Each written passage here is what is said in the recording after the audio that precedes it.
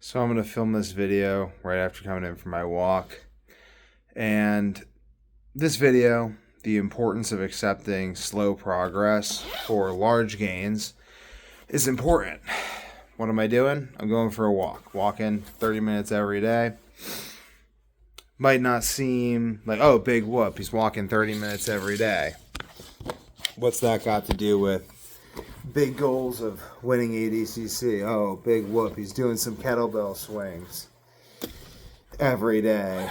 Oh, big whoop, he's doing some bodyweight exercises every day. Oh, big whoop, he's studying some matches every day. Well, it's these small gains that make the big gains possible. It's not possible to go squat huge numbers if you can't go for a 30-minute walk every day. You're going to injure yourself. You should probably going for that walk barefoot. It's cold out, so don't want to freeze my feet off. Should probably not be trying to squat 500 pounds if you can't do basic bodyweight exercises. Probably shouldn't be trying to amp up your jiu-jitsu training to daily training, live hard rounds every day if you can't do basic bodyweight exercises every day, basic solo movement drills every day, basic swings and stuff every day to build your body's resilience.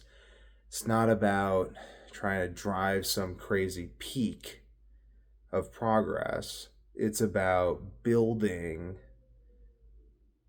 over time, building in a sustainable way, 3 weeks on, 1 week off.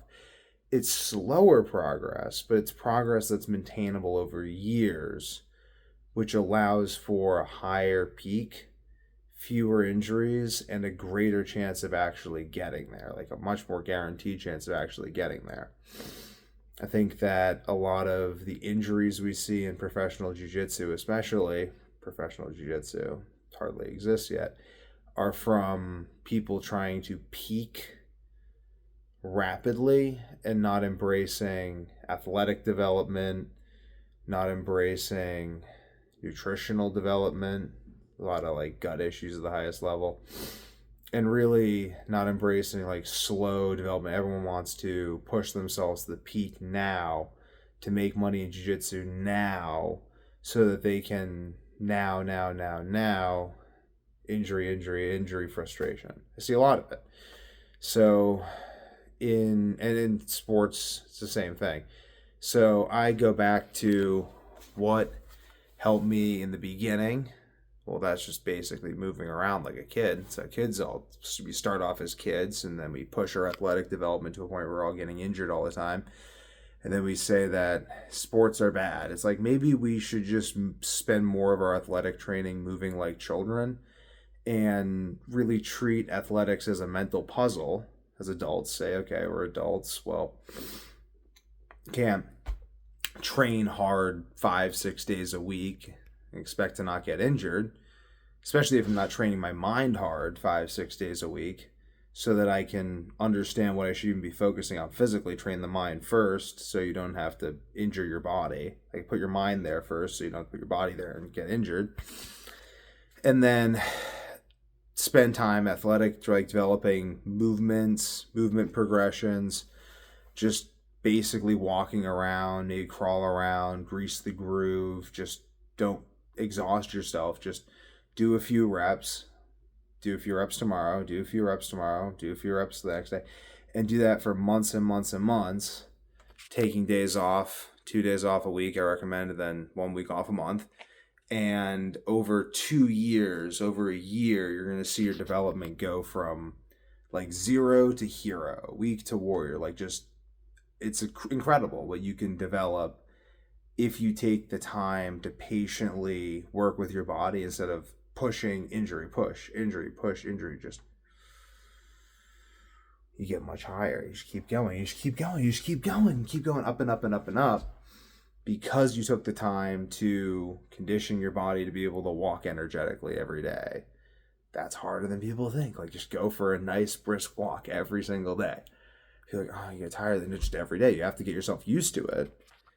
Because if you can't do that, how are you going to support higher level training? And then you get your body used to 5 days a week of kettlebell swings and bodyweight exercise. Like, I'm getting sore. Yeah. But then after months and months and months, develop the ability to do that every single day. Well, at least 5 weeks or 5 days out of the week, 3 weeks out of the month. And then on top of that, you add some training on top. On top of that, you add like mental training every day. Training, and then you do drilling, and then you add like drilling of finishes in, then you add live rounds in, and then like the live rounds maybe like 3 days a week max, 2-3 days a week max, 3 to 5 live rounds a day max, and you just go hard and you focus on like winning the live rounds and doing well. And that also prevents injury. It keeps you focused. Like I personally, I got a groin injury in jiu-jitsu, then I got an arm injury, and like these ultimately are the result of like lack of focus training, lack of putting the training of the mind first, rushing into things.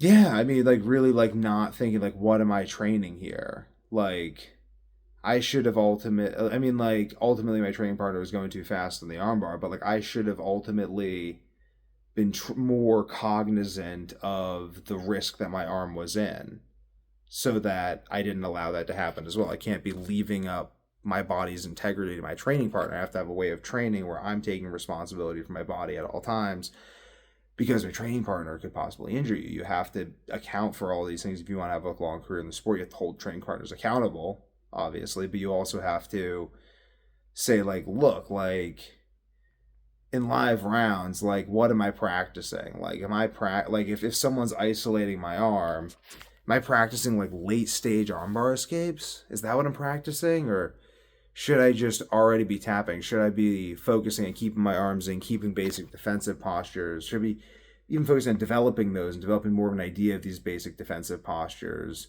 rather than just jumping back into training? This is what I'm even thinking about. I'm like, I'm going to go get back into training, sore, like injury and everything. I end up studying more jiu-jitsu, studying world championship matches, studying what works, studying my own like experience, reflecting a lot of my own experience, journaling my own experience, the coaching I've received, and thinking about like what really works for me and like what I'm even practicing in practice. And that has given me a roadmap of like what to practice. Like what am I even practicing? Like practicing moving with my elbows in, practicing like keeping certain postures, practicing like attacking, like mentally understanding what my options are, my best options are from each position I can end up in from these defensive postures, from these like foundationally solid postures. What are my highest percentage strategies? How do I implement these strategies? How am I implementing takedowns? How am I opening myself up to risk? How can I not open myself up to risk? How can I train the athletic attributes that'll reinforce these winning strategies that I've noticed? How can I continue to study these things? And how can I develop drilling habits that reinforce these things as well? Like really like developing my own thing that's working for me.